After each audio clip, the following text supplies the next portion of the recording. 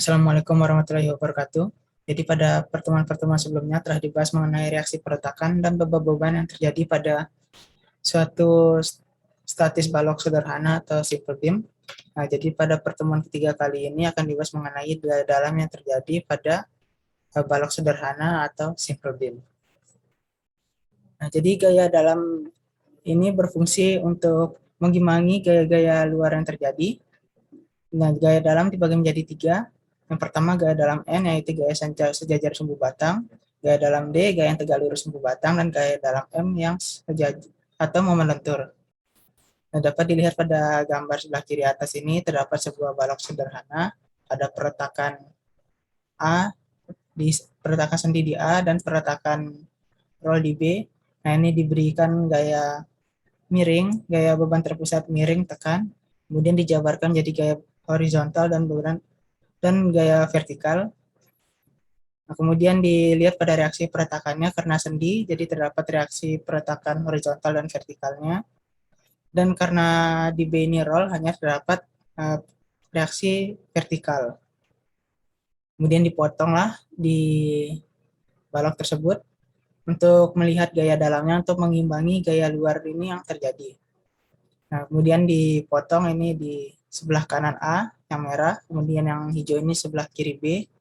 Nah, karena ini dipotong sebelah kanan A, maka daerah yang dilihat yaitu sebelah kiri ini saja, dan sebelah kiri dari potongan, karena yang mempunyai beban yang horizontal yaitu yang potongan sebelah kiri ini.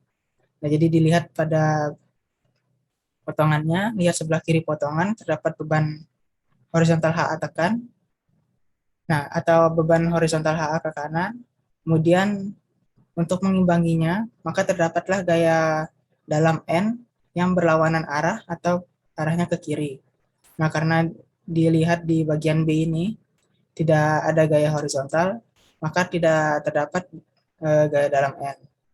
Nah, kemudian dilihat untuk tiap-tiap potongan lagi. Nah, yang merah ini lihat sebelah kiri potongan, yang kanan ini lihat sebelah kanan potongan. Karena di sebelah kiri ini terdapat reaksi peretakan A vertikal, kemudian ini reaksi peretakan B vertikal ke atas. Nah, karena terdapat reaksi dari luar balok, maka untuk mengimbanginya terdapat gaya dalam D yang berlawanan arah dengan reaksi vertikal pada reaksi peretakan ini. Nah, kemudian selanjutnya untuk gaya momennya, ini perlu diperhatikan. Jadi untuk gaya momennya ini yaitu arah bebannya dikalikan dengan jarak terhadap potongannya ini. Nah, maka timbullah momen yang terjadi.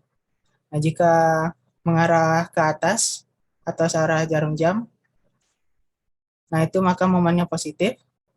Nah, jika nanti mengarah ke bawah, maka momennya itu negatif. Nah, nanti akan dilihat atau akan ada penjelasan pada slide selanjutnya. Nah, mari sama-sama kita perhatikan untuk penjelasan dari gambar sebelah kiri ini.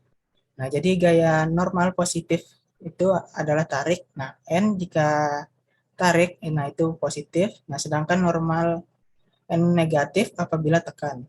Nah, jadi untuk gaya dalam ini ada dua gambarnya yang perlu diingat-ingat. Yang pertama yang perlu ditekankan, N gayanya tarik, nah itu negatif positif. N gayanya tekan, itu maka lambangnya negatif.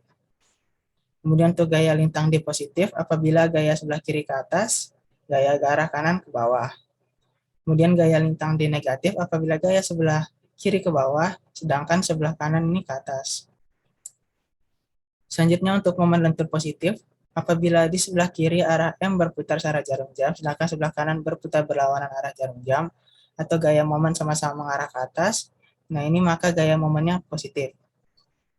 Kemudian jika momen lenturnya negatif apabila sebelah kiri arah M-nya berputar berlawanan arah jarum jam, sedang sebelah kanan berputar searah jarum jam, atau sama-sama berputar ke bawah, nah ini maka gaya momennya ini negatif. Nah, dua gambar ini atau dua notasi ini perlu diingat-ingat agar memudahkan dalam pengerjaan jika menghitung gaya dalam untuk latihan-latihan soal selanjutnya.